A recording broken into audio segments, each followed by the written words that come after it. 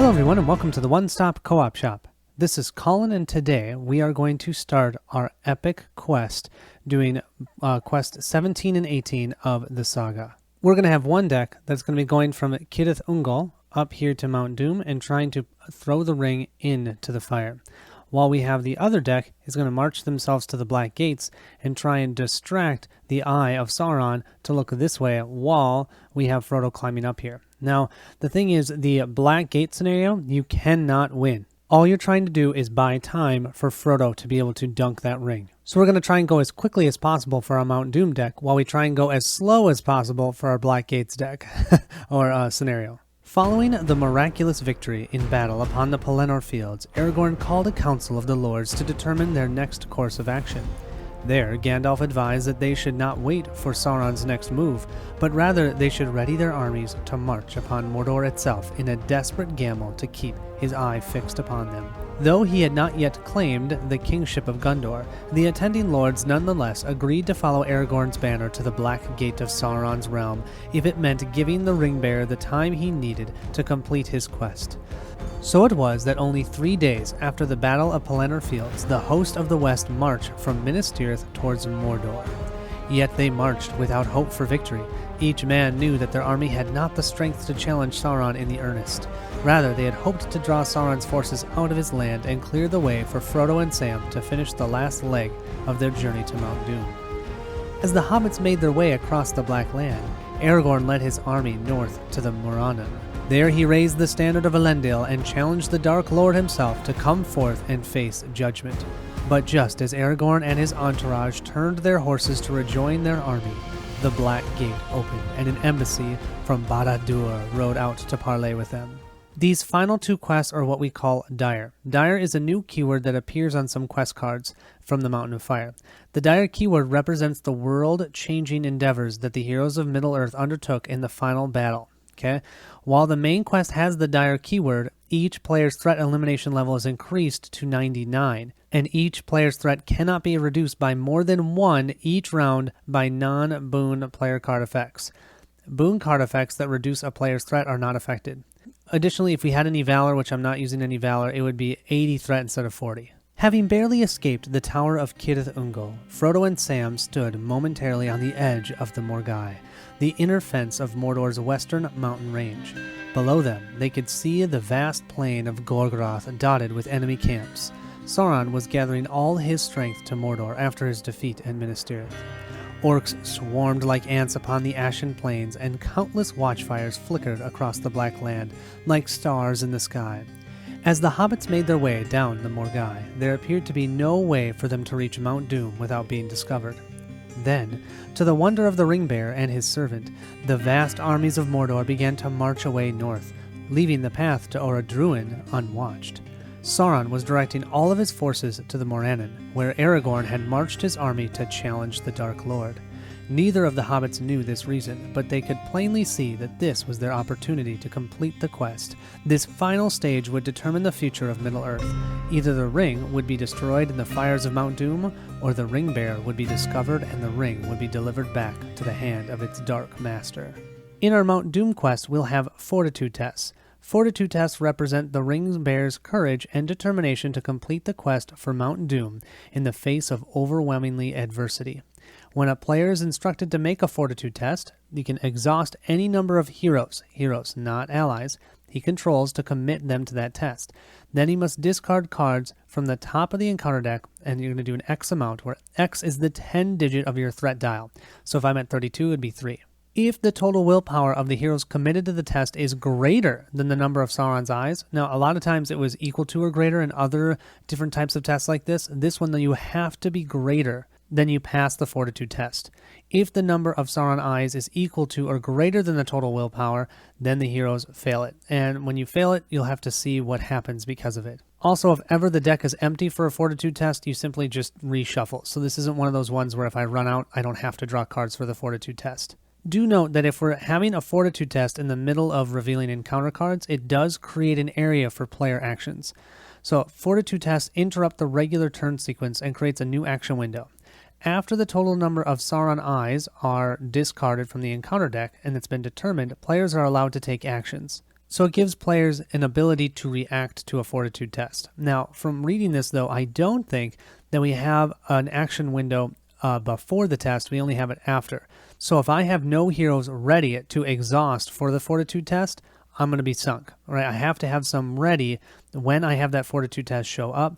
Then I'll exhaust for it. And then if there's any action after it to maybe help me boost willpower or something, I can do that. Let's read about playing the epic multiplayer mode in campaign mode. The Black Gate opens and Mount Doom can be played by 2 to 4 players in an epic multiplayer mode as the grand finale to your Saga campaign. Simply follow the setup instructions on the epic multiplayer mode card and on each of the corresponding campaign cards. Be sure to include all of the appropriate boons and burdens at each stage. If a boon or burden is included as part of setup for both the scenarios, the player who controls the ring bearer can decide which one receives that boon or burden, and you'll see how that works shortly. How this epic multiplayer mode works, we're going to create 2 separate staging areas, one for the Black Gates Opens and one for Mount Doom. Divide the players into 2 teams, one for each scenario. No more than 4 players can be assigned to each scenario, and the number of players assigned to Mount Doom cannot be more than what you have for the Black Gates Opens. Shuffle 1 copy of the Darkness Binds Them in each encounter deck, so that's going to be this Treachery card. I will have 1 in each of our sets, 1 for Mount Doom and 1 for the Black Gates Opens. Place the Eye of Sauron in the Mount Doom staging area with its corresponding side face up. Flip this card over and set it next to the Mount Doom's quest deck. We have here, ignore the forced effect on the Mount Doom campaign card if it is in play. At the end of the round, the first player chooses a scenario, the Black Gate Opens or Mount Doom. Each player at the chosen scenario draws 1 card. Each player at the other scenario reduces their threat by 3. Normally, remember, you can only reduce your threat by 1, but this supersedes that. We can reduce by 3 for this. Then, the player who controls Gwahir objective ally may give control of it to another player at either scenario. We have here the Eye of Sauron. Right now, while this is in the Mount Doom area, we're going to have to add 1 Sauron Eye to each fortitude test. Then forced, at the end of the round, flip the Eye of Sauron, then move it and each Nazgul enemy in the staging area to the Black Gates Open staging area. The first player may raise each player's threat by 3 to cancel this effect. Just so you can see the Black Gates Open side, it says each enemy in the staging area gets +1 threat and -10 engagement cost. And then it says the same thing down here. We can increase threat to keep it the same, or we can send it all back to the Mount Doom deck. This is going to be interesting. Let's first take a look at the Black Gates Opens card.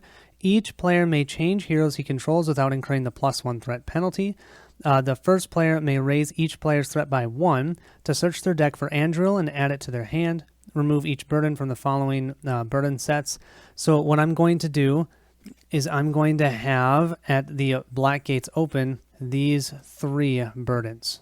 We're also going to raise each player's threat by 1, so we'll both be at 31 for our Noldor and our Grimbeorn deck to be able to put Andril into our hand. For our Mount Doom scenario, each player may change heroes that they control without incurring the +1 threat penalty. Place X resources tokens on this card, where X is the number of resource tokens on the Black Gate. We don't have to worry about that because we instead are just going to try and survive as long as they survive at the Black Gates. The 3 burden cards we'll keep are the Gandalf's Delay, Fear of Discovery, and Weight of the Ring. Now, I just want you to know that I am doing something a little different with my deck here. I wanted to be a little bit more thematic. It's not perfect by any means, but I'm going to try this. So we confirmed with Caleb that you can do this even though we're going to technically have 2 starting heroes with Frodo. We can choose the Grey Wanderer contract. It says you cannot choose more than 1 starting hero. So we're just choosing Sam. But then as we start playing, we also get Frodo because we're playing the campaign. So we can use the Grey Wanderer. At least that's what he says. He's the designer, so I'll go with him. Search your deck for an attachment with a printed cost of 1 and put it into play, then flip this card over. So what we're going to do is we're going to grab Strider to start us off. We'll attach that to Sam. While you can control 2 or fewer heroes, the attached hero does not exhaust to commit to the quest.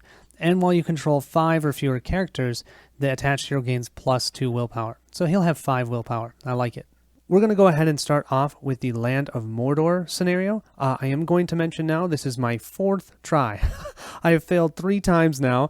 We're going to try this a 4th time, and if this doesn't work, I might have to change some decks. So let's see. Against all odds, the ring bearer has found his way into the Black Land of Mordor, but a dangerous journey still lies before him, and the Eye of Sauron yet searches for the spies who escaped from Cirith Ungol. Add Mount Doom and the Tower of Barad-dûr to the staging area. Make Break of the Thorns the active location. Each player searches the encounter deck for a different location and adds it to the staging area. Shuffle the encounter deck. The Tower of Barad-dûr says that players do not raise their threat at the end of the refresh phase. Instead, at the end of the round, each player raises their threat by 1 for each non-ring character he controls. So every character that we control that's not Frodo. And then Mount Doom here, it's immune to player card effects, and X is the tens digit of the first player's threat dial. We are going to start at 10 threat because we did have that +2 threat due to, I can't remember which scenario it was, but we had to start with +2 threat. So normally you actually only have 8 because Sam is just 8 threat, but we're going to start at 10, so this is considered 1 threat. The players cannot travel here unless there's at least 20 progress on stage 3B. And then to travel there, each player must make a fortitude test. If they fail this test, then you have to raise your threat by 9. Oh. Our active location will be the Break of Thorns. While the Break of Thorns is in the staging area, we can ignore that. We can ignore the forest after it becomes the active location because it already is. So we just have to get 3 progress to get through this. And then our 1 location that we're going to have in the staging area is Mordor Road. It's going to get +1 threat for each ally that's controlled by the player with the most allies. Right now we control no allies, so we're going to have 0 for that. After this becomes the active location, each player discards the top card of the encounter deck. Each enemy that's discarded this way is added to the staging area. Currently in the staging area, this is the total threat that we have. 1, 2, 3, 4. I'm giving them 1 right now so I don't forget that at the beginning of the quest phase we'd add 1 resource to them and they would generate 1 threat. Frodo and Sam gazed out in mingled loathing and wonder at this hateful land. Between them and the smoking mountains, and about it north and south, all seemed ruinous and dead, a desert burned and choked. This is our Dire. This stage gets +4 quest points for each player, so we need to get 8 progress here. The first treachery card revealed each quest phase is immune to player card effects and gains Surge, because, you know, why not? Here we have our starting heroes. We've got Sam with the +2 willpower, so he's at a 5, which is awesome. We have Frodo, but don't forget he does have the heavy burden, which means at the beginning of the quest phase, we either need to exhaust him or we need to increase our threat by 1. We also have the backside of the Grey Wanderer. It has an action. We can exhaust this card and raise our threat by 1 to choose 2. Ready your starting hero, add 2 resources to your starting hero's resource pool, or heal 3 damage from your starting hero. With that, let's go ahead and draw our only 5 cards because we still have Gandalf's Delay all the way to Mordor. So we have a Fast Hitch.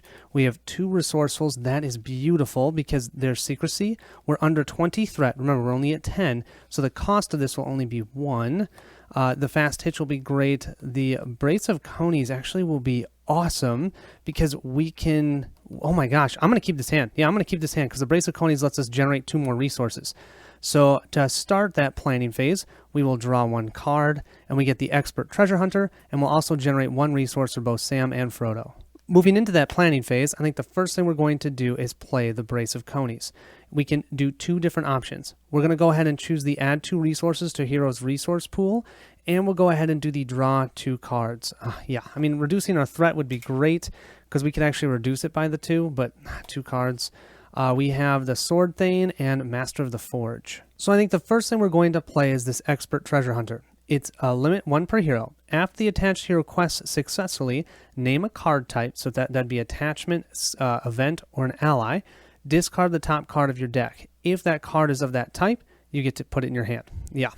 I have so many attachments in this deck that I decided just to throw this in here for looking for attachments. That costs 0.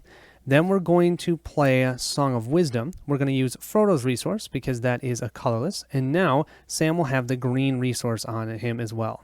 I should mention that the first non-unique card that you play each planning phase does not require a resource match. So that's why I could play Expert Treasure Hunter before he was green or Wisdom hero. We'll then use the remaining 3 resources here, 2 to put down these Resourcefuls, because now he'll generate 3 resources around, and 1 for a Fast Hitch onto Sam. And that will allow us to ready him after he's exhausted, using all 3 resources for that. At the end of the planning phase, not at the beginning of the quest phase as I said before, we have to look at the heavy burden. Either we have to exhaust the Ring Bearer, or we have to increase our threat by 1. I'm going to increase our threat to 11. Yeah, I think that's better because we're going to need him to quest. So for our total questing power, we have Sam for a total of 5 and Frodo for 2. That's a total of 7. And remember, Sam does not exhaust because right now we only have 2 heroes, and so because of Strider, he does not have to exhaust to quest. This is kind of weird, but I'm only playing with 1 deck over here, so I only have to draw 1 encounter card. Well, potentially 2 if we get Treachery. No, we get the Plane of Gargaroth. If a player has failed a Fortitude test this round, the Plane of Gargaroth gets +2 threat. So we haven't done one, so we're fine there. To travel there, we have to make a Fortitude test. Okay, so that adds 2 threat to our staging area. We quested for 7, 6, 5, 4, 3, 2, 1. Well, we quested successfully. That will place 1 progress on the Break of Thorns, and that's it. Yeah, we can't even travel, you guys. This is brutal. Now, we did quest successfully, and I do have my Expert Treasure Hunter. So what I can do is from the top of my deck here, I'm going to choose attachment. I'm going to discard this. Beautiful. Friend of Friends. We get to put that into our hand. We're not able to travel this round, and our threat is only 11. So we don't have to worry about engaging these Wraiths on Wings. I think I'm going to give them up to my other encounter deck, or my other staging area. So I'm not going to engage anything, but before the end of the turn, I'm going to increase our threat to 12, and I'm going to do this. Now, I don't get the benefit of the healing or readying because Sam is already ready, but I can generate 2 more beautiful resources for Sam. Thank goodness. So he has 2 resources. Moving to the refresh phase, we can simply ready Frodo, and then we're ready for the next round, but we first have to complete the Black Gates before we do the end of round effects for this specific epic multiplayer. So let's go ahead and look at those 2 decks. Aragorn has led the men of the West to the very gate of Mordor in a perilous gamble to keep the eye of Sauron focused on him. After challenging the Dark Lord to come forth and face judgment, the Black Gate opens and an embassy from Barad-dûr rides out, led by the Mouth of Sauron. Add the Black Gate and the Mouth of Sauron to the staging area, set Gwahir's side out of play, then shuffle the encounter deck. Here we have the Black Gate, immune to player card effects. The players cannot travel here. The Black Gate gets +1 threat for each resource on it. At the beginning of the quest phase, place 1 resource on here, and each player raises their threat by 1. So each round, we're going to get more threat and raise our threat by 1 each time we put a resource on here. Brutal. Then we have the Mouth of Sauron. Immune to player card effects, cannot leave the staging area. After a player cancels a when revealed effect, the Mouth of Sauron makes an immediate attack against that player. Yeah, and he's a 4/6/5 with 11 health. Wonderful. This is also a dire scenario, so when revealed, in player order, each player places the top card of their deck face up in front of him until there are a total of 4 face-up player cards between the players. Place the top 4 cards of the encounter deck face up, starting with the highest cost playing card. Put each player card with the highest threat encounter card remaining until there are 4 pairs. For each pair, the first player must choose either discard both cards in that pair or reveal that encounter card to play the player card at no cost. Oh, fun. We'll start with our Grim Bjorn deck. They have Bjorn. Oh boy, that'd be great to have out. We have over here the Galadriel's Greeting. That's probably not going to be worth it. And then over here we have the Ancestral Armor. Wow. And over here we have a Warden of Healing. Let's take a look at the top 4 encounter cards we have here. We have an Easterling Bowman. We have the Waste of Dargalad. We have, Terrible Treachery. That's a Peril and Surge. And we have another Terrible Treachery. Okay. Well, this actually is not bad. So I put these in highest to lowest total threat. I'm assuming that Treacheries are threat 0 because they don't add any threat. I'm definitely not going to play either one of these or either one of these. These are terrible. And they surge, so I don't want to deal with that. But for these 2, I mean, Bjorn, for a 3-cost location, while the Waste of Dargalad is the active location, treat the printed text box of each ally as if it were blank. I mean, that's not great, but I don't know.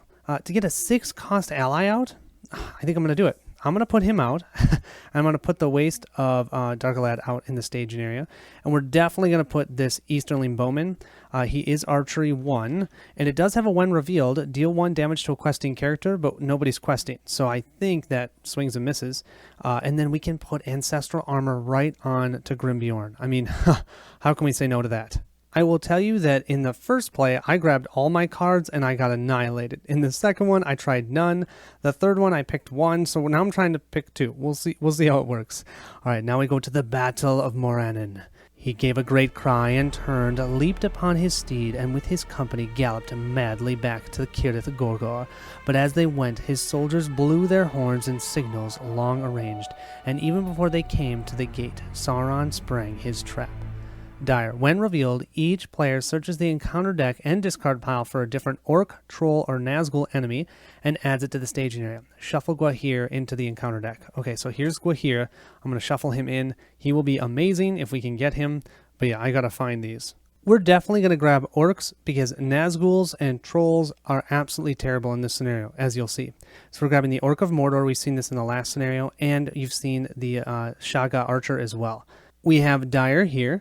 During the staging step, the first player does not reveal an encounter card as normal. Instead, he reveals one encounter card for each resource on the Black Gate. That means to start with, we'll only draw 2 encounter cards, one for our first player, one for our other player. But then the next round, we'll draw 2 for our first player and 1 for the other. And then we'll do 3 and 1 for the other. It's gonna be brutal. After the player's quest unsuccessfully, discard the active location. That's the only good thing, we can get locations out of the staging area. This stage cannot be defeated. Each round the players are able to survive gives the ring bearer an additional round to try and fulfill their part of their quest. Just so you guys can see what the staging area is right now, we have 1 threat here, so we'll place 1 here at the beginning of the quest phase. So 1 plus 4 plus another 4 is 8, 9, 10, 11, 12, 13 threat already in the staging area. Let's go ahead and drop our cards. Don't forget we paid 1 threat to get Anduril into our hand. So we are going to draw 5 cards plus that one, so a total of 6. So 1, 2, 3, oh that's actually nice, 4, 5, and 6. They're all 1 cost, that's nice. No allies though, but I've got the Steward of Gondor. Yeah, I mean, I think I'm going to do it. I'm going to put Ho Bombadil into our hand, and then we'll draw our next card. Oh, we have Captain of Gondor. That is awesome. Let's go ahead and then draw on this side. 1, 2, 3, 4, 5, 6. Here's 6. Oh, we've got 2 Ether Swordsmen. We have Glorfindel. This actually looks great. And we have this to help us generate resources and draw cards. I'm keeping this hand. I almost forgot, since I did it with the other deck, I'll just draw my additional one here. We have Lords of the Eldar. The first thing we're going to do during that planning phase is we're going to discard the Elven Light here, and we're going to have Arwen generate 1 resource for Aragorn on the other side. That will allow us to have Anduril be played for Aragorn, so we're going to spend these 2 resources and 1 of Eowyn's to put that on him. He's going to be a +1 for everything. I'd love to play another card over here, but I need to have Elfhelm generate 2 resources so that we can play this Steward of Gondor. So I'm going to wait to play anything else on this side. First thing we'll do on the Noldor side is we will use Galadriel. We can reduce our threat by 1. We can still do by 1, and we're going to draw a card, and we get Nenya. Oh, that's actually super nice. Then I think we're going to go ahead and play Nenya onto her. So going forward, we can use her to help us quest. And then with the 2 resources we have here, I think let's go ahead and put an Unexpected Courage on Grimbeorn.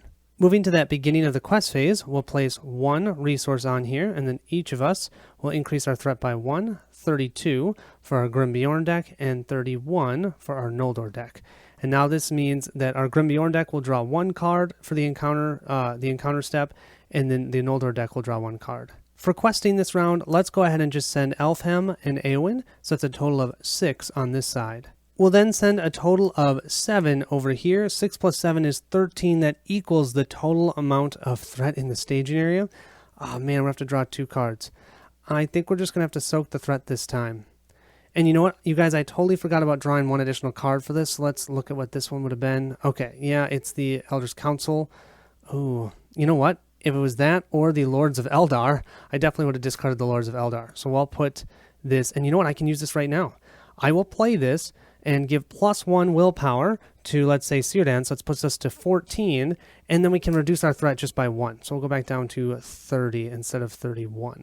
We'll draw our first card for our Grimbeorn deck, and we get, when revealed, each player assigns X damage among characters he controls, where X is the number of resources on the Black Gate. Oh, that's only 1. So let's go ahead and put 1 damage onto Bjorn. That should be no problem. And we'll do 1 damage on Galadriel. So that was our first card. Let's see, what's our second one?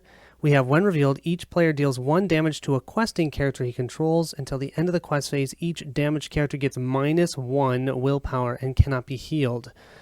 Okay, so we're going to deal 1 damage to Elfhelm.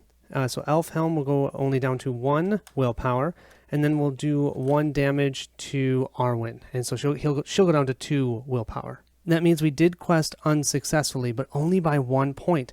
So we'll each increase our threat by 1. We'll go to 33 for our Grimbjorn deck and 31 for our Noldor deck. I'll take that. Moving into that travel step, let's go ahead and move to the Waste of Dargalad, and this just means that all allies have no abilities. Moving into the encounter step, the only enemy that would have to engage us is this Orc of Mordor, because we're above the 28. What I think I'm going to do for this Saga Archer, I'm going to optionally engage that. I'm going to do that with our Grimbjorn deck, because they can soak the most damage. It says after you engage it, deal 2 damage to a character you control. We'll have the 2 damage dealt to Bjorn, because let's be honest, he's going to use his ability, probably not next round because we can't, but the round after that, and then get discarded. So let's go ahead and engage him. And then for mandatory engagement, we will engage the Orc of Mordor. Now this one says we have to exhaust a character that we control. I'm going to go ahead and exhaust Grimbjorn since I do have an unexpected courage to ready him. That means right now this is all that I have in the staging area. Unfortunately, I do still have 3 archery now I have to deal with. We'll deal 2 more damage to Bjorn, so he's 1 health away, and then we'll deal 1 damage to Elfhelm. Okay. Now what we'll do is we will exhaust Unexpected Courage to ready Grimbjorn. We've got our 2 enemies here. Let's go ahead and grab shadow cards. We'll start with our Saga Archer. First thing we're going to do is exhaust Grimbjorn to defend, and then we're going to exhaust his Forewarned to discard his shadow card. Okay, didn't have any effect anyways. He's attacking for 4. We have 3, 4, 5, 6 total shield, so we laugh at him. He doesn't do any damage to us. We then will spend 1 resource to attack him back. We're attacking him for 3 minus the 2 armor, because we can do that, and that takes him out. See ya. Then what we'll do is we'll go ahead and defend with Aragorn against this Orc of Mordor. And he does have a shadow effect. The defending character cannot ready until the end of the round. Oh, that's annoying. Of course, he gets that one. So he's not going to be able to ready during the refresh phase. So he'll be exhausted. But we have this. After an attack in which the attached hero defends, resolve, exhaust Andril to target the enemy that just attacked. Declare the attached hero as an attacker against that enemy. We have a total of 3 plus 1, which is 4 damage. Boom. Takes him out. He only had 3 health with 1 shield. That was actually pretty good. I'm happy. So let's end the round, and we will go ahead and ready everyone, including everyone on the Noldor side. And of course, I just readied Aragorn. I couldn't have done that. I have re-exhausted him. Don't worry. We have here, at the end of the round, the first player chooses a scenario. The Black Gate opens or Mount Doom. Each player at the chosen scenario draws 1 card. So we're going to go ahead and choose the Hobbit deck to draw 1 card. Then each player at the other scenario reduces their threat by 3. Boom. So we're going to go back down to 30 threat for our Grimbjorn deck. And we'll go, this is awesome, 30, 29, 28 for our Noldor deck. And I'll go ahead and draw our card. Let me grab his deck. And let's see what we draw. We draw the Red Book of Westmarch. Beautiful. Then the player who controls Gwahir objective ally may give control to that to another player. We don't have that. We now have at the end of the round, flip the Eye of Sauron and then move each Nazgul enemy in the staging area to the Black Gate opens staging area. The first player can increase their threat by 3 to cancel this. We definitely don't want to cancel that. We want those Nazguls out of the Mordor decks scenario because, yeah, we can't take them out with just little hobbits. That does mean now, though, each enemy in the staging area gets +1 threat and -10 engagement costs. That means these guys are 34s. Normally they'd be 35, and then they get -1 engagement cost for each resource on them. So they're 34s now, and they're out in the staging area. Oh. We'll now go ahead and generate all of our resources and then draw a card for each deck. So this is our Hobbit deck. So they will draw Gandalf. We have our Noldor deck. They will draw Lembas Bread. And then for our Grimbjorn deck, they draw the Golden Belt. To start us off for this round, let's go ahead and drop the Master of the Forge. That's going to cost 2 green resources, and then that's going to allow us to exhaust him and search the top 5 cards of our deck, 1, 2, 3, 4, 5, for an attachment. And let's see. Oh, we have Fireside Song, we have Sting, we have the Staff of Lebethron. I gotta go Sting. I mean, come on. Sting with Sam, that's absolutely perfect. So I'm going to put that into my hand. I then am most definitely going to play Sting, spending 1 resource from Sam and 1 from Frodo. And I could put it on Frodo, but it just, yeah, it's too good for Sam. Giving him +1 of everything, so let's go ahead and drop that onto Sam. Then I think I'm going to be a little risky. I'm going to increase my threat by 1. I'm going to go to 13, and I'm going to do this action.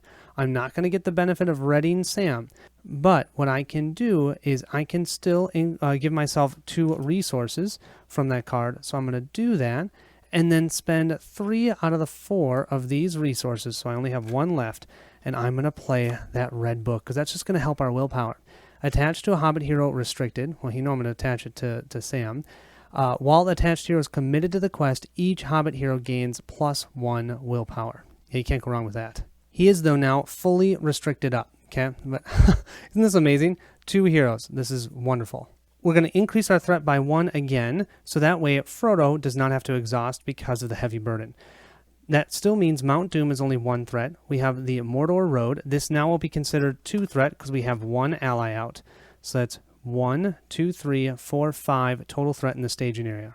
We'll then quest for 3, 4, 5, 6, 7, 8, plus they each get +1 because of the book. So that's 10 total questing. And remember, as long as we quest successfully, we can exhaust that red book and generate another resource. How awesome is that? Now we only have to draw 1 card, except for it's a treachery, so it gains surge. Each player must choose either discard a questing character you control, heck no, or raise your threat by 1 for each questing character. Well, we have 2 questing characters, so we're going to move up to 16 threat. Yeah, our threat's going to go up fast. Our next one that we have is another treachery. Each player makes a fortitude test. If you fail this test, deal 1 damage to each character you control. Until the end of the round, treat the printed text box of each damaged character as if it were blank. I know I showed that I exhausted Sam to quest, but remember, he has Strider, so he actually doesn't have to exhaust to quest. So he's ready. So now what we can do is use him and exhaust him to add to this fortitude test. And we only have to draw 1 card for our fortitude test. So our total fortitude or willpower is 3, 4, 5, 6, 7. As long as this doesn't have 7 icons on it, which I don't think a single card does. No, this one just has 1. We're good to go. So we passed that fortitude test. We quested for 10, 9, 8, 7, 6, 5. We just placed 5 progress. That means we'll place 2 on the Break of Thorns, and then we have 3 on the Land of Mordor. We need 8. Remember, we need a total of 8. Now don't forget, since we quested successfully, we were able to generate 1 resource for Sam. So Sam now has 2 resources. We're then going to exhaust Fast Hitch to ready Sam. We'll then go to the Plain of Gorgoroth. And this states that when we travel here, we must make a fortitude test. And if we fail, we have to raise our threat by 4. So we'll exhaust Sam. Sam will now only add 6 total willpower, but we're still only drawing 1 card. And we get 1 eye. Great, we're good to go. At the end of the round, we'll go ahead and ready everyone, and we have to increase our threat over here now by 2 because we have both 2 characters that are not Frodo. So we'll go up to 18 total threat. Let's now move over to the Noldor deck, and once again, I forgot I should draw 2 cards. So I'm going to look at these 2 and pick one. Oh, we have another Ither Swordsman or the Lembas Bread. Wow, that is a hard choice because I actually have 2 Ither Swordsmen in my hand. Yeah, I mean, as much as the willpower is helpful, I think I gotta go with this to protect us because you're going to take so much damage. So I think the first thing we're going to do is spend these 2 resources to put the Silver Circlet on to Arwen. Arwen will then have 2 additional willpower. We're also going to use Aragorn's response or action here. Spend 1 resource from his pool to ready him. We can do that once per phase, but I'm going to do that just so that he's ready because I need him ready. Then let's go ahead and drop this Lembas Bread onto Grimbeorn. Yeah, because I think we're just going to have to hope that he can defend a lot and take some damage, and this will heal him. On this side, the first thing that we're going to do is spend the 2 resources from our Elf Helm to put Steward of Gondor onto Grimbeorn and exhaust the Steward of Gondor to generate 2 resources. So now we have 4 red resources, which is pretty nice. We'll then drop the Golden Belt onto Grimbeorn so he can have 1 additional restricted attachment. He currently has 1, so that's going to allow us to then play both the Rohan Warhorse and the War Axe. This will give him a total of 3 restricted attachments, and that's going to give him, oh my gosh, this is amazing. This is going to give him a mount, and this is going to give him +1 attack for every restricted attachment, so that's +3. It's been a while since I've played the Rohan Warhorse, so let me show you this. After the attached hero participates in an attack that destroys an enemy, you can exhaust this to ready the attached hero. It's not as good as the Armored Destrier, but that's what I have in my hand, so we're going to play it for now. I'd really like to drop the Captain of Gondor on him as well, and potentially even the Day is Rising, but I'm going to wait another round. Also, I still have this Song of Kings, so next round I can drop this on him, and that'll give him +1 defense, because right now he has 6 defense, and then he has 1, 2, 3, 4, 5, 6, 7 attack. This will give him even more defense, 7 defense, because he will be a leadership hero then that has a mount. We'll move to the beginning of the quest phase. We're now going to be drawing 3 total encounter cards. And remember, these guys are +2 total threat, but then because the Eye of Sauron is now facing this encounter deck, they are now +3 total threat. We have a total of 16 threat in the staging area, but guess what? Aragorn is considered a Gondor hero, so we're going to quest with him. He's 3. That's going to give Círdan +1 because he's questing with a Gondor hero. So that's 5, 6, 7, 8. That's nice. 9, 10, 11, 12, 13. And then we'll add the 4 here, 14, 15, 16, 17. And then we will do 4 from Éowyn, so that's 21. And 2 from Elfhelm, so that's 23. 23 to 16. Our Noldor deck gets the opportunity of drawing 2 encounter cards. We have the Beleaguered Hills. While it's the active location, we don't have to worry about that. After Beleaguered Hills becomes the active location, each player engages a non-unique enemy in the staging area. Okay, so that was the first one. Our second one, is a Peril Archery 1. We know this guy. Deal 1 damage to a questing character you control. Let's go ahead and deal 1 damage to Aragorn because he is questing. And that's the 2 for our Noldor deck. Then we'll do 1 for our Grim-Bjorn deck. And we have Peril. When revealed, choose a questing character you control and remove it from the quest. So we'll remove Elfhelm, so we'll go down by 2. We quested for a total of 21.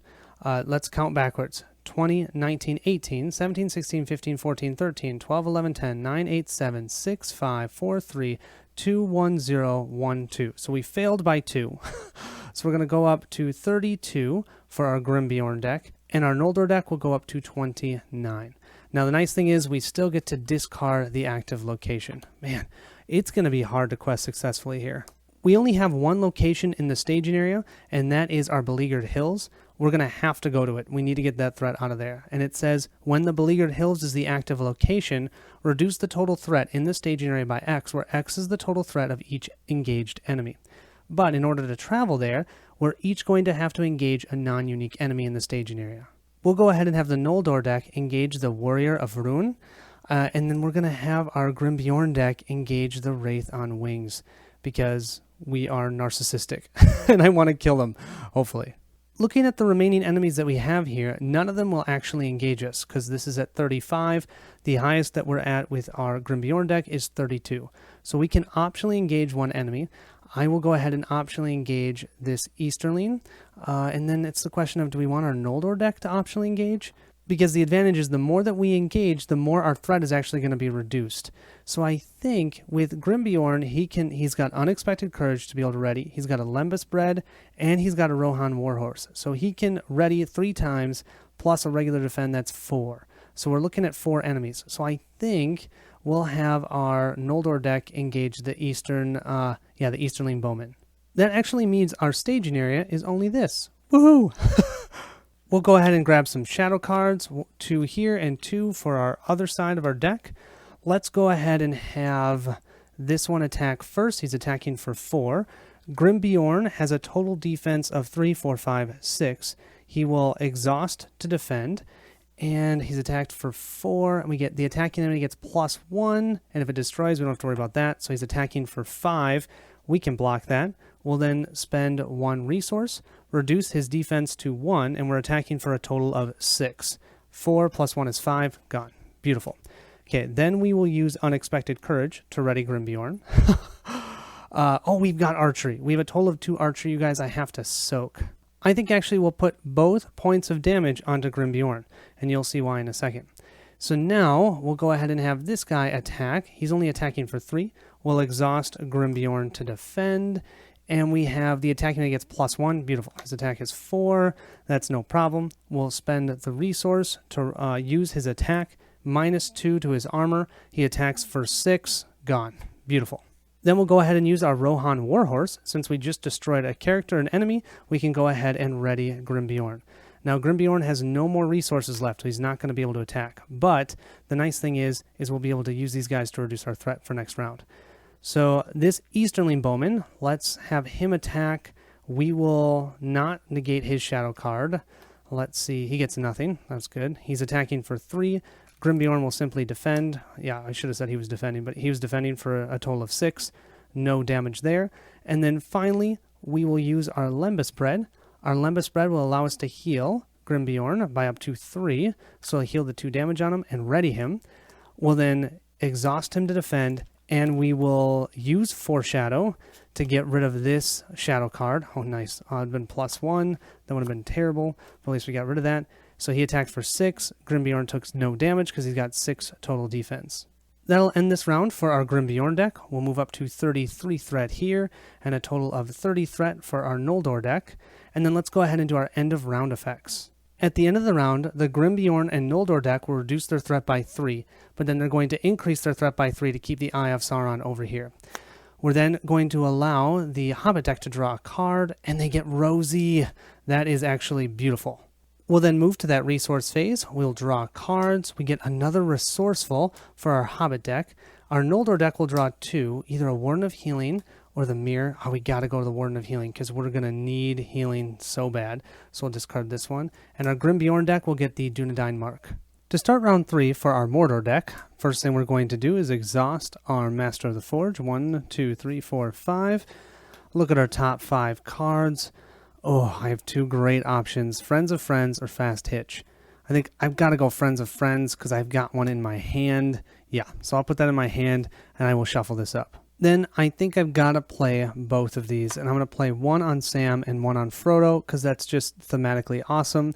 It says here, attached to a Hobbit hero, limit 2 copies of Friends and Friends in play, while another hero that has this attached, each hero gets +1 willpower, +1 attack, +1 defense, and +1 hit point. I'll use Frodo and Sam's resource, one of Sam's resources for that. Then I think it's hard to say no to a Resourceful for 1 cost. We'll go ahead and put our 3rd Resourceful onto Sam. Look at all these attacks. I'm just setting them over here because there's too many of them. And then we'll end with putting out Rosie Cotton. She'll cost us 2 resources. It's going to hit our threat more, but I think it's worth it, especially because next round we can Sword Thaner and she can become a hero. We still only control 4 characters, so we still get the +2 willpower, and we only have 2 heroes so far, so Sam does not have to exhaust to commit to the quest. At the end of the planning phase, we'll go ahead and increase our threat by 1 to keep Frodo ready, because I need to quest hard here. I really need to get to stage 3. We currently have these 2 locations in the staging area. Mount Doom has 1 threat, and now the Mordor Road has 2 threat because we have 2 allies. We'll go ahead and quest. We'll quest with Sam for 3, 4, 5, 6, 7, 8, 9, 10, and then we have the book, so that's 11 and 12, and we can always potentially add another 3 if we need it. So right now we're 12 to 3. We'll reveal our encounter card, and we have a Big Uruk. After Big Uruk engages you, either raise your threat by 4 or he makes an immediate attack against you.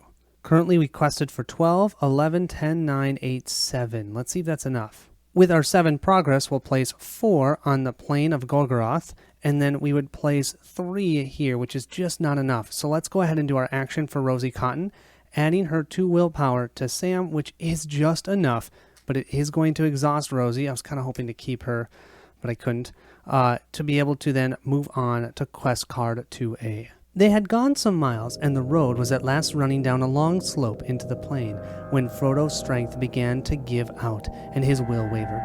He lurched and stumbled. Desperately, Sam tried to help him and hold him up. It's exactly what's happening. When revealed, search the encounter deck, discard pile, and victory display for Mordor Road and add it to the staging area. Shuffle the encounter deck, discard pile into the encounter deck, and travel to the Mordor Road. We have 1 Mordor Road in the staging area, but I found another one in the encounter deck. I've shuffled it up. We have to reveal the top card. If it's an enemy, which it's not, it would go into the staging area, so we're okay there. We have here Dire, so once again our threat can go all the way to 99. After placing progress here from questing successfully, each player makes a fortitude test. If a player passes this test, he places a resource here. If a player fails this test, he discards cards from the top of the encounter deck until an enemy is discarded and puts that enemy into play engaged with him. At the end of the quest phase, if the number of resources here is equal to or greater than the number of players, advance to stage 3A. So we have one player, so we just need to be able to do this one time successfully. Now, we did quest successfully, and I'm going to remember this time because I think I forgot last time. I have my expert treasure hunter. So I'm going to say attachment, and bummer. It was the what is this? The drinking song. So I don't get to keep that. We can skip the travel phase because we can't travel. We're in the Mordor Road right now. I am going to engage this big Uruk, and it says after he engages you, either raise your threat by 4 or he makes an immediate attack on you.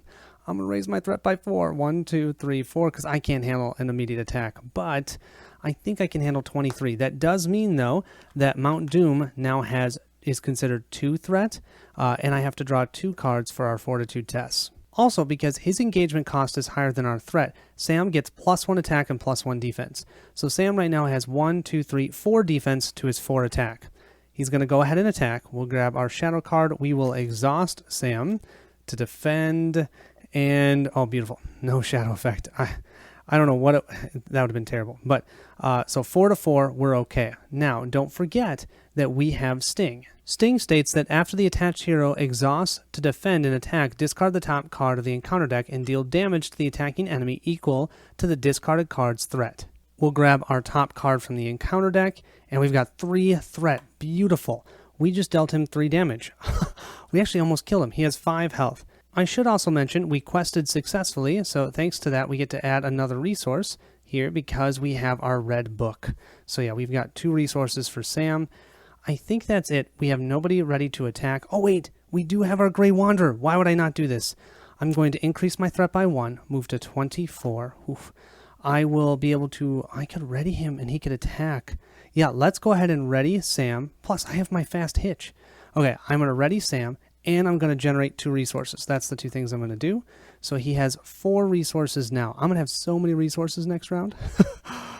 His attack is 1, 2, 3, plus 1 for 4 because he engaged an enemy that's higher than his engagement cost. Oh man, if only, because I'll do 1 point of damage to him, which isn't going to be enough. But we'll go ahead and do that 1 point of damage because he's got 3 shield. We're attacking for 4 minus the 3 shield. We did 1 point of damage to him. Oh, this is so different from the other decks, right? We'll then go ahead and end the round by increasing our threat for 1, 2, 3 because we have 3 non-ring characters in play. So we're at 27 total threat, and everyone is ready. Wow, 27. Okay, this is going to be fun. Moving back to the black gates, the first thing is I did a little editing and I realized I missed increasing our threats at the end of the first round, so I'm going to increase both of our threats right now. So we're at 34 for our Grim Bjorn and 31 for our Noldor deck. We're then going to go ahead and play our Captain of Gondor using Eowyn's resource here and play that on to Grim Bjorn. We can do that because it's not limited, it's not even restricted. We don't have to worry about that. So if he optionally engages an enemy, he'll get +1 attack and +1 defense. We're also going to use Elfhelm's resource here for The Day is Rising. After the attached hero defends against an attack and takes no damage while defending that attack, exhaust this to add 1 resource to his resource pool. Yeah, there's a reason I want that. That also is not restricted.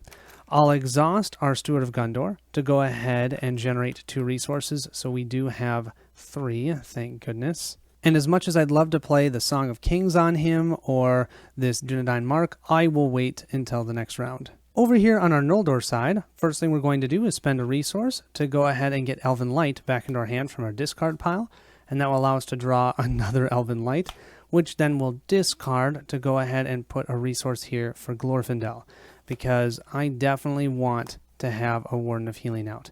I have a feeling that we're going to need it. I really need to quest successfully because it's killing me that Círdan's not getting any additional resources, but it is what it is. This is our hand. There's nothing else we could really do. We could use Galadriel for a card draw and reducing threat, but I don't think I can. I think I got to use her for the questing. At the beginning of that quest phase, we'll increase all of these by 1. So now we're going to have the Grim Bjorn deck drawing 3 encounter cards. Also, this Ring Wraith, who is engaged with the Grim Bjorn deck, has a total of 3 threat, but the one in the staging area has 4 because the Eye of Sauron is looking at us. And that means now it's 35, 34, 33, 32 as the total engagement cost. Also, we need to increase threat for everyone by 1, so we're at 35 and 32 because of the black gates. Oh man, Don't forget though, because of the beleaguered hills being the active location, we're going to reduce the total threat in the staging area by this total threat. So 3 plus 2 is 5. So we're going to reduce the total threat in the staging area by 5, which is great. I hope it's okay just to make my life easier. I have spread out all of Grimbjorn's attachments, so it's easier for me to track what I'm actually doing. For questing this round, we'll send Eowyn for 4, Elfhelm for a total of 6, and Aragorn for 7, 8, 9. Total of 9 on this side. 9 plus 5 is 14, plus 4 is 18, plus another 4 here is 22. Currently, it is 22 to only 7 in the staging area due to the -5 right now, thanks to the beleaguered hills. So we'll draw our first one for our Grimbjorn deck. Oh, the Tower of Teeth. That sounds great. X is the number of characters controlled by the player with the most characters. 1, 2, 3, 4, 5. 1, 2, 3. So it's 5 threat right here. Wow. Yeah, they don't like to make it easy for you at the Black Gate. This is just our first card, 5 threat. While Towers of the Teeth is the active location, we cannot play allies. Wonderful. Okay, that's our first card. We've got 2 more just for the Grimbjorn deck. We have the Reeking Moat. After Reeking Moat becomes the active location, choose a non-unique, non-Nazgul enemy in the staging area and place it face down under the Reeking Moat. When the Reeking Moat leaves play, put each enemy under it engaged with the first player. That sounds terrible. That's only 2 threat. Our third one here is our first troll. A 3/7/3/8, you guys. After Gorgoroth Hill Troll attacks and destroys a character, the defending player discards a random card from their hand and raises their threat by that card's printed cost. Wow. Okay, so that's 3 for the Grimbjorn deck, and then we have 1... Yeah, we have 1 for the Noldor deck, and we have Gwahir, Ranged and Sentinel. When revealed, the first player must choose. Either take control of Gwahir, or spend 1 resource and discard Gwahir to discard 1 non-unique enemy in the staging area. I have 1 resource, but having him as a character, I'm totally going to take Gwahir. So that's the first player gains control of him. We quested for 22, and I'm going to add the 5 to that for 27, because that's essentially what we quested for, getting the minus threat here. Then I can just count all this together. So 27, 26, 25, 24, 23, 22, 21, 20, 15, 14, 13, 12, 11, 10, 9, and then 5 is that we actually quested successfully for 4. That gives Círdan 1 resource. Woohoo! We quested successfully. And we actually got to this location. Not that it even mattered, it would discard anyways. But that felt good. Looking here, both of these kind of stink. This one, though, could help us get rid of the troll for a round. It does state that it would go into play, engaged with the first player, though. And next round, the first player would be our Noldor deck. Do we want to deal with that? I mean, we've got Ranged and Sentinel, so yeah, let's do it. Let's travel, because I think we can deal with the 5 threat. Let's travel there, and let's put this troll underneath it. Then next round, after this location gets discarded, or we travel, or I should say progress through it successfully, that troll will be engaged with our Noldor deck. That means we only have 1 enemy that we can engage that's in the staging area. And I do think we're going to optionally engage it. We're going to optionally engage it with our Grimbjorn deck, and that way he gets +1 attack and +1 defense thanks to the Captain of Gondor.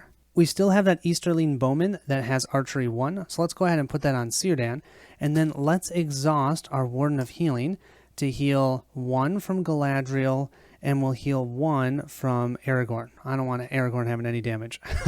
We've got 3 enemies here. Grimbjorn has 3 resources. He has 3, 4, 5, 6, 7 defense. So let's go ahead and drop our shadow cards. We'll start with this Ringwraith. He's attacking for 6. Grimbjorn will go ahead and defend, and we are going to, definitely. We are going to use our Foreshadow, or Forewarned, to discard this one. Great. It did have a shadow effect. I don't even want to look at it. He's attacking for 6. We have exhausted to defend. Then we'll spend 1 resource. Oh, and actually, before we do that, because we took no damage for that attack, because that attack was 6, we'll exhaust the Day is Rising to generate 1 resource and just use that resource that we've generated to then be able to do our attack. We reduce his defense to 2, and we're attacking for 3, 4, 5, 6, 7, 8. 8 attack. That means we just dealt him 6 points of damage because he has 2 armor left. That's just beautiful. Then we'll go ahead and use our Unexpected Courage to ready Grimbjorn. We will defend against this Easterling Bowman. He's attacking for 3, and we have no shadow effect. we don't take any damage. We'll spend this resource to attack for enough. 3, 4, 5, 6, 7, 8. No armor. 4. He's gone. See ya. Perfect. Then, because we destroyed an enemy, we'll exhaust our Rohan Warhorse to ready Grimbjorn. So Grimbjorn is ready again to take a hit. And that's perfect because we've got our Ring Wraith here. So we will defend for this attack against this Ring Wraith. We'll exhaust. Oh boy. And we have choose a non-unique enemy in the staging area, engage it, and deal it a shadow card. Beautiful. There are no non-unique enemies in the staging area. It's just the Mouth of Sauron, and he's unique. Take that, you shadow card. Okay, spend the resource. We will attack. We're attacking once again for 8. He's got 2 armor left. We just dealt him 6 beautiful points of damage. Yes, 6. So with that really awesome defense by Grimbjorn, Éowyn is going to show her true colors. We're going to increase our threat by 3. We're going to go up to 38 threat. It's worth it. We're going to ready her. She gets plus 9 attack. That means her attack is a total of 10. We're going to exhaust her. That blocks 4 damage from that Wraith on wings. So we're dealing him 6 points of damage. 6 plus the 6 is 12. Victory. Gone. Amazing. Then what we have over here, Aragorn can spend 1 resource to ready. He will then attack for 4. We'll add Bjorn for 3, 5, 6, 7, and then Gwahir for 3, 8, 9, 10. 10 minus the 4, 6 damage, plus the 6 from Grimbjorn. Done. We just took out both Wraiths on wings. Beautiful. And what's absolutely crazy is we still haven't even used Bjorn's special ability to give him plus 5 attack. So we'll still have that. That's amazing. Okay, we now need to increase threats. We'll go up to 39 here. And the Noldor deck will go to 33. We're going to do the same thing we did last time. Let the Hobbit deck draw 1 card, and they'll get the Fellowship of the Ring. Oh, that's actually awesome. More willpower. And then we'll reduce threats by 3 for our Noldor and our Grimbjorn deck, but then they're going to increase their threat by 3, so we'll keep them right where they're at to keep the eye facing them. We'll then have everyone draw cards. We'll start with our Hobbit deck. They'll get the Staff of Lebronin. Then the Noldor deck will draw 2. They've got Stand and Fight or a Test of Will. We don't really have anyone in our discard pile, so let's go ahead and put the Test of Will in our hand, just in case. And then for our Grimbjorn deck, they will get a Bjorning Skin Changer. Moving back to our Mordor deck, first thing we're going to do is exhaust our Master of the Forge, and we're going to draw 5 cards. 1, 2, 3, 4, 5. I shouldn't say draw. We're going to search, and we have Fireside Song. Beautiful. Attached to a Hobbit hero. Awesome. We'll then go ahead and play our unique Sword Thane. That's going to cost 4 beautiful resources. I'm willing to pay that because now that's going to make Rosie here a hero. So now we have 3 heroes, so no longer can Sam quest for free. He's going to have to exhaust, but Rosie will generate resources, which is awesome. So we're going to have more resources there.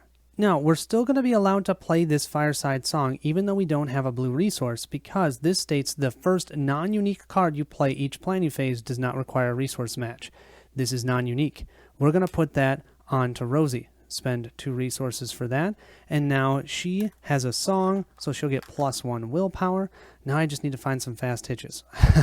Also, the Mordor Road will reduce by 1 threat because now Rosie is considered a hero, not an ally. That's awesome. So we only have 1 ally out with 3 heroes. We'll finish up our planning phase. We'll increase our threat by 1 once again so that Frodo does not have, he doesn't have to exhaust because of the heavy burden. He's just going to hold on to that burden. Let's quest hard. So we're going to quest with Sam, and we're going to exhaust our fast hitch to ready him. But he's questing for 3, 4, 5, 6, 7. Then we have 8, 9, 10. Then we'll add Rosie for 11, 12, 13. And then we add 1 for each Hobbit hero. 14, 15, 16. 16 total that we are questing for. The total threat we have in the staging area is only 3. We only have to draw 1 card, and we have the Break of Thorns. That's going to add 3 threat. While it's in the staging area, we have to add 1 eye to each fortitude test. We quested for 16, 15, 14, 13, 12, 11, 10. That will give us the 5 progress we need to get through the Mordor Road. And then that means we have placed at least 1 progress onto the Road of Eisenmouth. So because of that, we now need to do a fortitude test. Remember that our threat is at 28, so that means we need to discard 2 cards, and because this is in the staging area, we're adding +1 of the eye to this. We'll exhaust Sam for our fortitude test. His willpower is 3, 4, 5, 6, 7. Oh, and I need to remember, we quested successfully. He's going to generate 1 resource, so he has 3. So he has a total of 7. We already have 1 eye. We're discarding 2 cards. 1, 2, 3. Oh, man. And none. Beautiful. So 3 to 7, we successfully did our fortitude test. This means we'd place 1 resource here, and then it says at the end of the quest phase, if the number of resources here is equal to or greater than the number of players, we advance to stage 3A. And I'm just going to tell you now, this is the farthest that I have gotten on my 4 plays. So this is great. This feels great. The last gasp. Oh, that's how I feel. The last stage of their journey to Orodruin came, and it was a torment greater than Sam had ever thought he could bear. He was in pain and so parched that he could no longer swallow even a mouthful of food. When revealed, shuffle the encounter discard pile into the encounter deck and discard cards from the top of the deck until X locations are discarded. So we'll have to discard 1. Add each of them to the staging area. We've shuffled up. Let's go ahead and see. No, that's a treachery. That's an enemy. Yeah, we have not seen one of those. Thank goodness. That's Gollum. We missed Gollum this time. Okay, we have our Orc Hold. So that's 3 threat. While it's in the staging area, progress cannot be placed on other locations in the staging area. After it becomes the active location, we have to shuffle the encounter discard pile into the encounter deck and discard cards from the top until an Orc enemy is discarded and put that enemy into play, engaged with the first player. Yeah, that one stinks. We have here Dire. The first treachery card revealed each quest phase is immune to player card effects and gains Surge, because why not? At the beginning of the quest phase, the first player makes a fortitude test.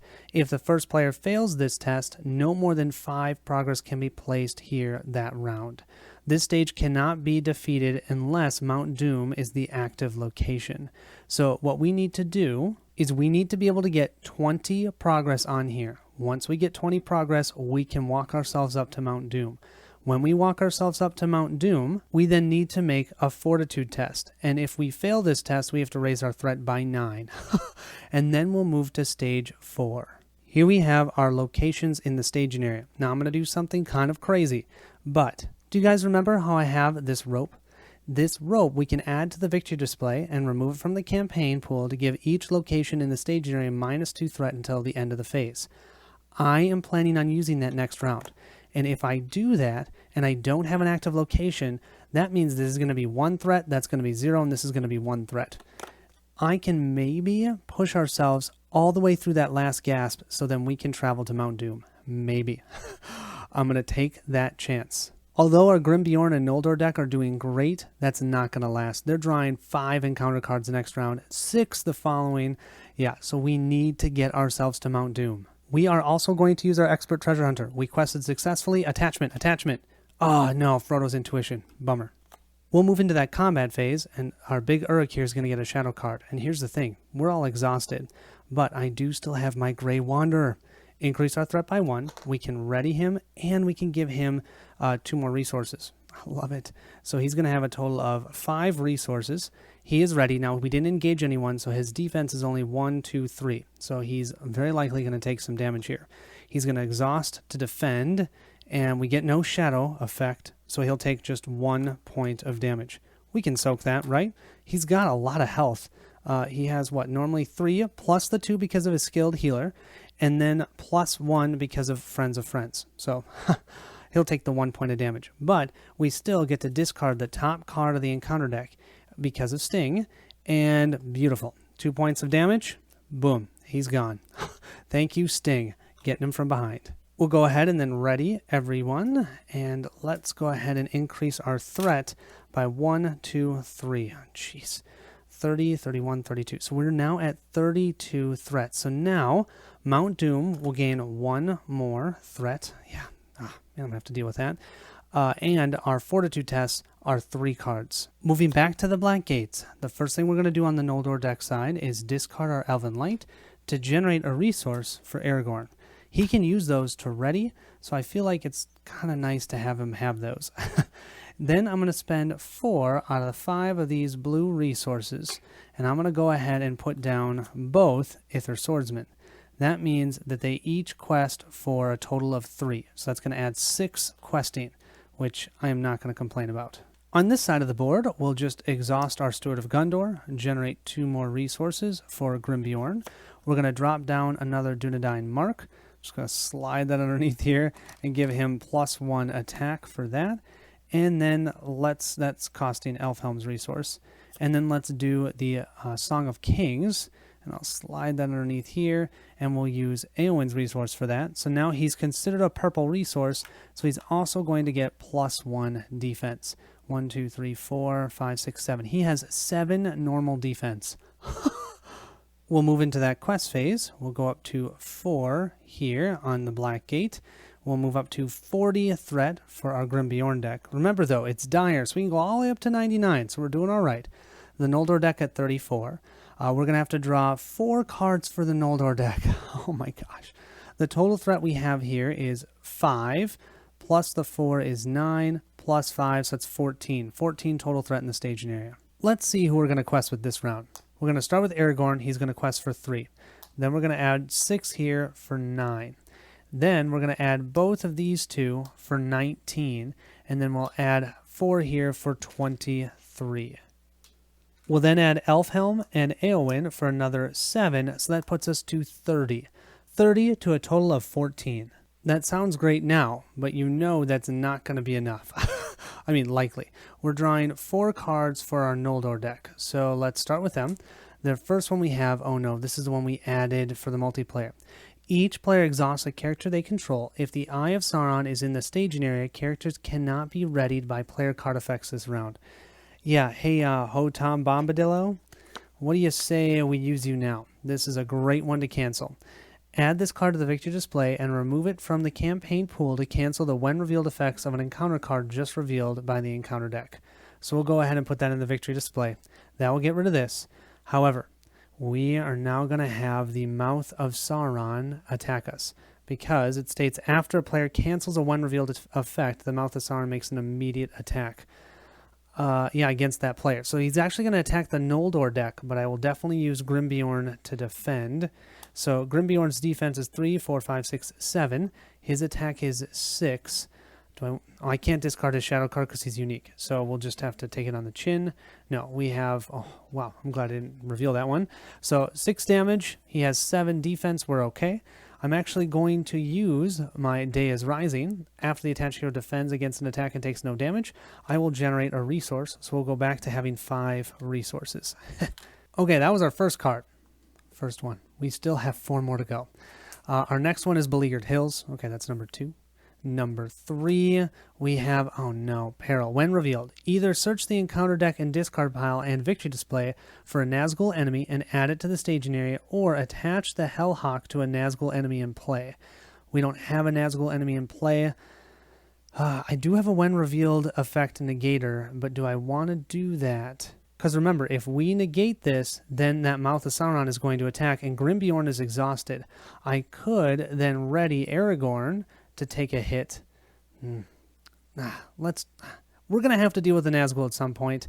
Let's go ahead and just find the Nazgul. This guy is just absolutely brutal. A 4/6/4/9 cannot have non-Morgul attachments. After he attacks, either raise your threat by 4 or return him to the staging area. And yeah, actually he's a 5 because we have the Eye of Sauron staring at us. Wow. Okay, so I think we've done 1, 2, 3. We have 1 more for our Noldor deck, and we have Archery 2. So this one has a forced effect when you engage him. So I'll go ahead and drop 2 Archery on him. They look so easy now, don't they? I mean, he's 3 threat, but whatever. And then 1 for our Grimbjorn deck, and we have the Slopes of Cirith Gorgor. When this leaves play, the first player shuffles the encounter discard pile into the encounter deck and discards cards until an enemy is discarded, and you put it into play engaged with him. That's 4 threat, only 1 progress to get through it. We quested for a total of 30. I forgot that the Tower of Teeth has the effect of the X equaling the most amount of characters in play. We played 2 more characters on our Noldor deck side, so that's a total of 7 threat. So we're going to go from 30 down to 23. Then minus 5, so that's 18. 17, 16, 15, 14, 13, 12, 11, 10, 9, 8, 7, 6, 5, 5, and 5 is 0. So we actually did quest successfully. I think a 0 is still successful. You guys tell me if my math is wrong, but I believe that is right, and Círdan will get 1 resource. However, our active location will get discarded, and then the troll will be engaged with the first player, which is the Noldor deck. And looking here, I don't know why I wouldn't. We're going to have to travel to the Towers of Teeth to get rid of that 7 threat. But that means we cannot play allies while this is the active location. Moving into that encounter phase, I think I'm just going to try and take this Saga Archer. I'm not going to deal with this as well as that Troll. So let's go ahead and have the Grimbjorn deck optionally engage him. So that's going to give him +1 attack and +1 defense. Oh, that's amazing. And since -10, this is a 56, the highest threat we have is 40, so we're still okay. We'll then move into that combat phase, giving 1 shadow card to this troll and 1 to the Shaggoth Archer. Oh, I need to remember my 2 archery. Let's go ahead and put both archery on to Galadriel. I think she can take it. So this hill troll is going to attack for 7. Grimbjorn is currently exhausted, actually, so what he's going to do is use his unexpected courage to ready. Now, this is a little bit of an issue because I don't think he's going to be able to kill this troll, is he? He has 8 attack, you guys, but he has 3 shield. He'll subtract 2. He'll do 7 points of damage to him.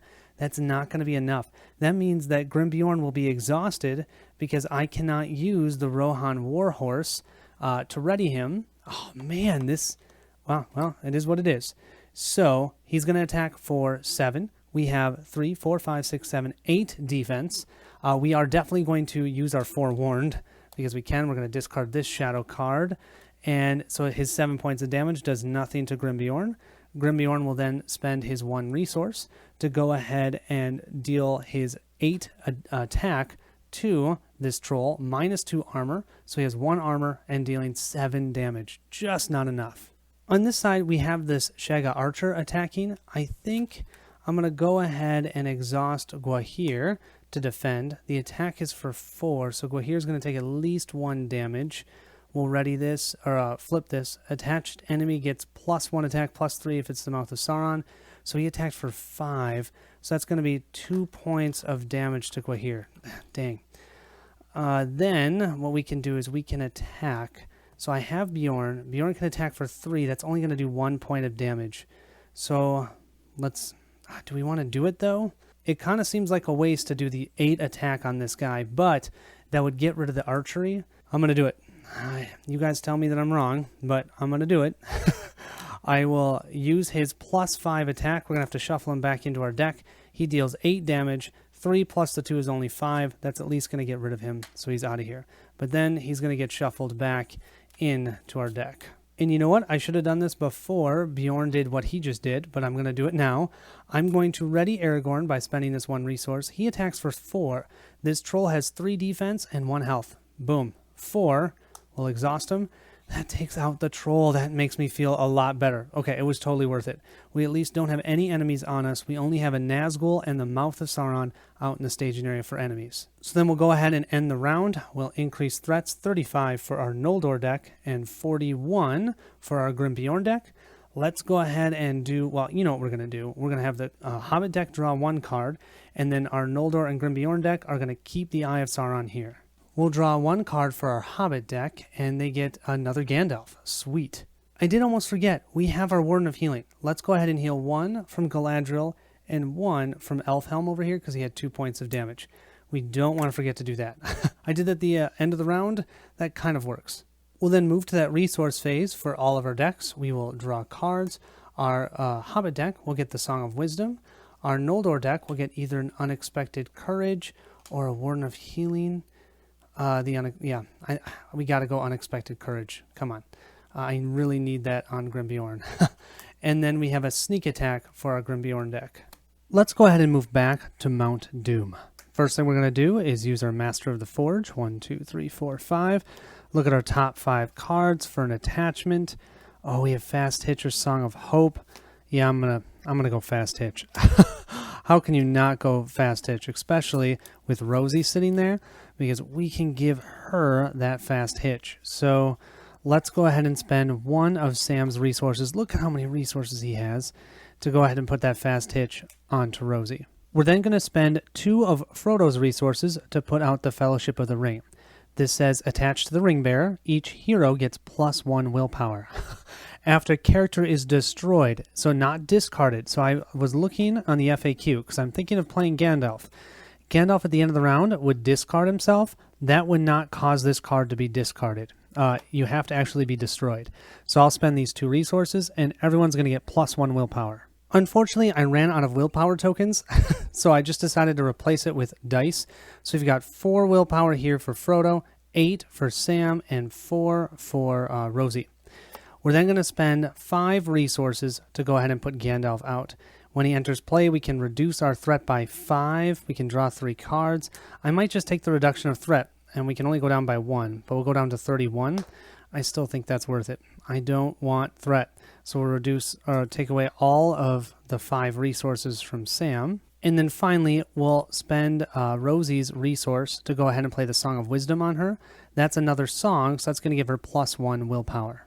Let's then go ahead and quest. And what we're going to do is, first things first, we're going to use Rosie's ability to give +5 total willpower to Sam just for this round. Then we're going to use her fast hitch to ready her. So his total willpower is 6, 7, 8, 9, 10, 11, 12, 13 total willpower just for Sam. Yeah, I am going to blow past this last gap. We are just going to run. We're going to sprint. We are not going to stop. Even though we don't even know that Gandalf is alive, he is here supporting us. So, okay, for questing, we're going to do 4 plus our 5 here for 9. Oh, and I have to increase our threat by 1, so we'll go back to 32 because I don't want to exhaust Frodo. We definitely need him. So we are at 9, plus 4 is 13, plus, I don't even remember, I think I said this is 13, 6 plus 5 is 11, 12, 13, so that's 26 total willpower, plus we have the red book, so 27, 28, 29. We're questing for 29 willpower. I haven't even looked what's in the staging area because I don't even want to know. I'm so hoping this is going to work. Okay, we got another location. We got the Path of Gorgoroth. That's going to add 2 more threat. If the players have failed a fortitude test, we haven't. All we have are locations in the staging area. Let's go ahead and use our Lorien Rope. Add Lorien Rope to the victory display and remove from the campaign pool to give each location -2 threat. Now, we can't do that to Mount Doom. Mount Doom is going to be Mount Doom regardless. So we have 3, plus 1 is 4, plus 1 is 5, nothing, plus 1 is 6. This is somewhat unbelievable. We quested for 26. We have 6 threat in the staging area. That gives us 20 progress. That's exactly what we needed. But I needed to remember, and I forgot to do this, at the beginning of the quest phase, the first player makes a fortitude test. If the first player fails this test, no more than 5 progress can be placed. So I need to do that quick before I forget. Now this is where things get a little bit messy, so sorry about this. I will use my fast hitch and I will have readied Sam so that then I can exhaust Sam to do this fortitude test. Now I could have used Rosie to give the +5 willpower. So his willpower for this could be 6, 7, 8, 9, 10, 11, 12, 13. We have 1 eye because of the Break of Thorns that's in the staging area. Then we're going to draw 3 cards because that's the, he's at 32 threat. That's the 10s of his threat number. And we have 1, 2, 3, 4, 4 to 13. We're totally fine. That means we can place the 20 progress. Sorry, I did that a little out of order. I got overly excited. Now though, we're going to raise our threat by 1 to go to 33. To use our Grey Wanderer and ready Sam again. I'm going to go ahead and also generate 2 beautiful resources. So we're going to go to 5. We also quested successfully, so we get another one. And because we quested successfully, I'm going to say attachment. Beautiful. This will go into our hand. Now what we can do, because we have 20 progress on the last gasp, we can travel here. So each player makes a fortitude test. If the players fail, they raise their threat by 9. Now during the travel phase, that means we no longer have the +5 willpower from Rosie. We will then exhaust Sam for this fortitude test. We're doing an 8. We already have 1 eye because of the the Break of Thorns, and we've got 3 more cards. Oh, 2, 4 plus 1 is 5, but we are still good. So we successfully traveled to Mount Doom. You guys, we are so close.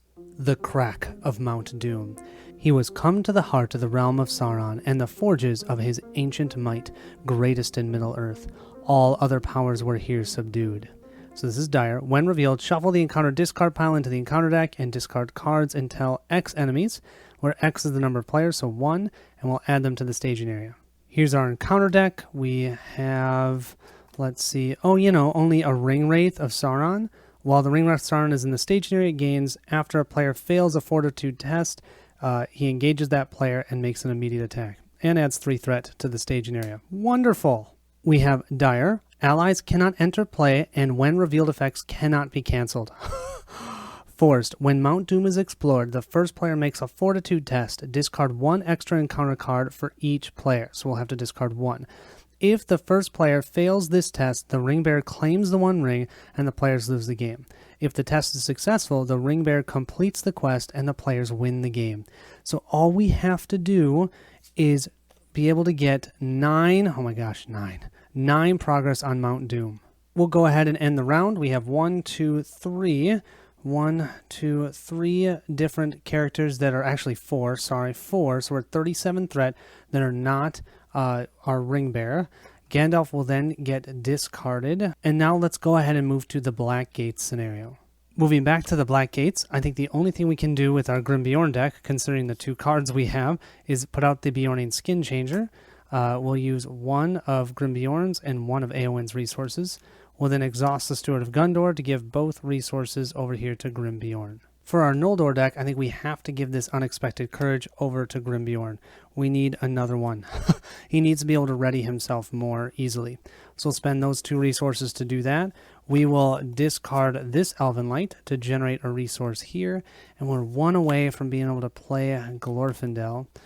Yeah, I guess, man, I need to draw more cards, but it is what it is. We're just gonna, oh wait, what am I saying? I can spend a resource to get Elven Light back into our hand and draw a card. My goodness, what am I saying? Oh, we've got our Silver Circlet. And that's not unique. We can totally play that. I will spend 2 resources here to put that onto Círdan, and Círdan will now have 2 more wonderful willpower. We'll move into that questing stage. We'll increase this to a 5, increase each player's threat by 1, so 36 for our Noldor deck, and 42 for our Grim Bjorn deck. We're only going to be drawing 6 encounter cards at least this round, so that sounds like nothing, right? 4 plus 2 is 6, plus 3 is 7, 8, 9, plus 1 is 10. We'll add 6 here for 16, then we'll add a total of another 5 here for 21, plus 6 here for 27, and 4 here for 31. Let's go ahead and start drawing our encounter cards. 5 for the Grim Bjorn deck. And we have, a Nazgul. Okay, that's our second Nazgul out there. That's card 1. Card 2, the Waste of Dargalad. Yeah, we know that one. Card 3, we have, when revealed, the Mouth of Sauron makes an immediate attack against you. If the attack destroys a character, raise your threat by 4. Okay. He's attacking for a total of 6. Grim Bjorn will defend with 3, 4, 5, 6, 7. We'll grab a shadow card and we'll reveal it. The attacking enemy gets +1 for each resource on the Black Gate. So that's 5. So 6 plus 5 is an 11 attack. We have 7. So we just took 4 points of damage. Oh, Grim Bjorn is taking damage. Holy moly. That was, ouch. I could technically try and ready him and try and do an attack, but it's not worth trying to attack that guy. He's immune to player card effects. So that was card 3, right? 1, 2, 3. This is card 4. We have just another enemy. This will be card 5. This is another location while it leaves play. Oh yeah, we know that one. And then 1 card for the Noldor deck. When revealed, each player deals 1 damage to a questing character he controls. Until the end of the phase, each damaged character gets -1 willpower and cannot be healed. So let's do 1 damage to Eowyn. Yeah. 1 damage to Eowyn. So we'll go down to 30 willpower for that. And 1 damage to Círdan. And so that'll go down to 29 willpower. Well, things were looking okay until that just happened. We quested for 29.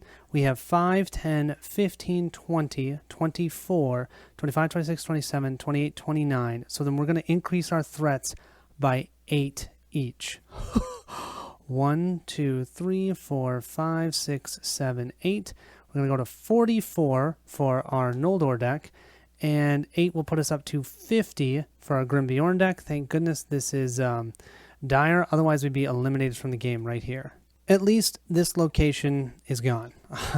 I think for the location we're going to go to the Waste of Dargalad. That's going to give all the text boxes of our allies as blank. Whatever. I mean, yeah, I'm just going to soak it, I guess. We have 2 Nazgul in here, and we have an Uruk Soldier. So I'm definitely going to have the Noldor deck optionally engage the Uruk Soldier. That does mean that they have to increase their threat by 2. At this point, what's 2 threat, right? 46, whatever. Our Grimbjorn deck, I mean, we actually don't have to. They're 56s. We could leave them in the staging area. It's really about, do we think the Hobbit deck is going to actually finish the game next round or not? Let's just do it. We'll take 1. We will optionally engage. That'll give us +1 attack and +1 defense for Grimbjorn due to the Captain of Gondor. We'll go ahead and grab shadow cards, 1 for the Nazgul and 1 for the Uruk over here. We will have this Nazgul attack. Grimbjorn will use his Unexpected Courage, his first one, to ready himself. So he has 3, 4, 5, 6, 7, 8 defense to a 6 attack. And we get no shadow effect. I should have negated that, but I didn't, so I'll take that. So his attack is 6. We're good to go. This is after this Nazgul of Mordor attacks. Either raise your threat by 4 or return it to the staging area. No, we're gonna take the 4 threat. We're gonna go to 54. We'll then spend the resource here. Oh, and by the way, he's exhausted. To go ahead and attack. Our attack is 3, 4, 5, 6, 7, 8. +1 is 9. -2 armor. So he has 9 health and 2 shields. So we just dealt him 7 points of damage. He's not dead though.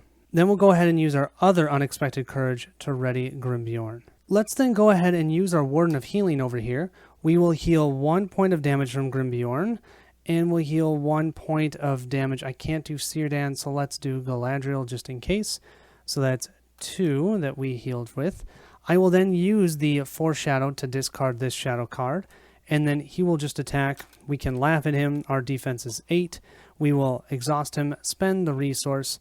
We are attacking for 3, 4, 5, 6, 7, 8, minus his 2 shield. He's gone. We'll then exhaust our Rohan Warhorse to go ahead and ready Grimbjorn. And of course, we'll exhaust our Day of Rising to also generate a resource. Since Grimbjorn is ready, he can attack for a total of 9, minus the 4. He's not getting his ability. He still gets to do 5 points of damage. That will take out this Nazgul. So at least we got rid of him. We're definitely not dead yet. That threat hit was pretty rough, and it's just going to get harder next round if our Hobbit deck cannot dunk the ring. I'm hoping they can dunk it this turn. We'll do the same thing that we always do, and you know what that is. We will reduce threat by 3 for the Noldor and Grimbjorn deck, but then increase it again by 3 to keep the eye here.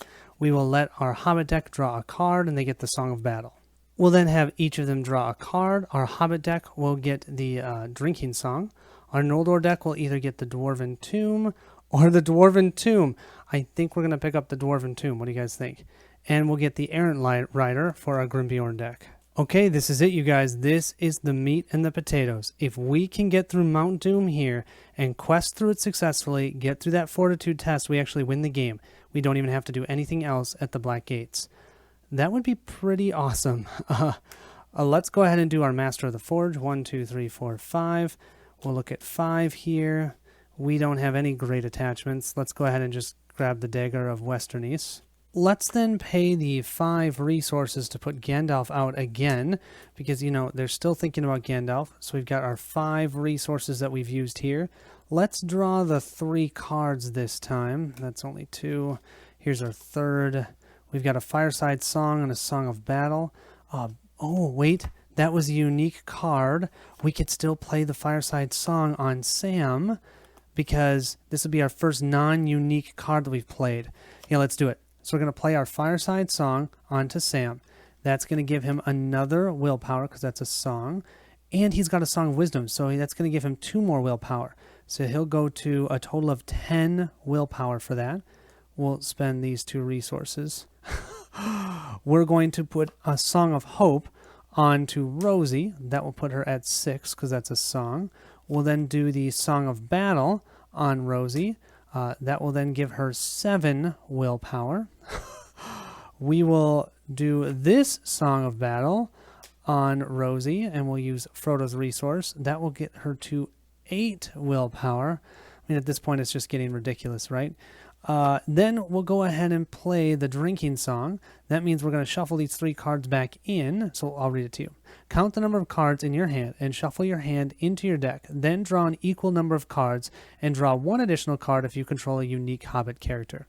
So I'll discard this. I'll shuffle these back in, and so we'll get to draw 4 cards. Basically, it's just replacing itself. Let's see. 1, 2, 3, 4. Come on, any more songs? Anything for willpower, guys? Anything? Oh, beautiful. Song of Hope. I'll go ahead and put that onto Sam, and that will make Sam an 11, because we can do 1 per hero. These 3 are useless. Oh my goodness. We're definitely going to increase our threat to 38 to keep Frodo ready, because I need his 4 willpower. Let's now see what we can do for questing. So we'll first use Rosie, and then exhaust, I left this here from last round, exhaust the fast hitch to ready her. She's going to give 8 more willpower to Sam. Sam is just thinking about Rosie, thinking about home, and because of thinking about home, he's going to get the strength of 10 of the Grimbjorns. A different type of strength. So now let's go ahead and quest. And wow, okay, so we'll exhaust Sam, use fast hitch to ready him. He's questing for 6 plus 6 is 12, 30, 40, 50, 60, 17, 18, 19. He's questing for 19. Then we've got 4 here for 23. Then we've got 8 here. That's for 31. Then we've got 4 here. That's for 35. Then we have our book, so 36, 37, 38. We're questing for 38, you guys. I don't even want to look what's in the staging area. We're just going to see if this works. 38. We have 1 card. We have Peril and Surge. Put the topmost enemy of the encountered deck discard pile into play engage with you. The discard pile is, there's no enemies because we had to shuffle it and discard until enemies came into play, so we only had this one. Okay, that surges though. That's going to surge into Gollum. Immune to non-ring player card effects. Gollum engages the first player. Okay, so at least it's not in the staging area. After Gollum is discarded during a fortitude test, put him into play, engage with the first player. Then choose an encounter card discarded for this test and ignore one of its icons. Okay, well, it's engaged with us. That's actually super thematic. Then we have, that surges into the plains of Gorgoroth. That's only 2 threat, and we have not failed a fortitude test. We quested for 38, 37, 36, 35, 34, 33, 32, 31, 30, 29, 28, 27, 26, 25, 24, 23, 22. We only needed 9 to get through Mount Doom. So now we have to do the fortitude test, and we have to add 1. Let's look at this card. It says here, when Mount Doom is explored, the first player makes a fortitude test. Discard 1 extra encounter card from for each player. So we're going to discard 1 additional card. Our threat is 38, so we're going to discard 4 cards. Now, this is all still happening during the same phase, right? So I don't know how I'm going to lose this because I have Sam having a total willpower of 6, 12, 17, 19. A total of 19 willpower. He is going to dunk this ring with Frodo, whether Frodo wants to or not, and whether Gollum is here or not. So I'm going to exhaust him with our 19 willpower. We're going to take 1, 2, 3, 4.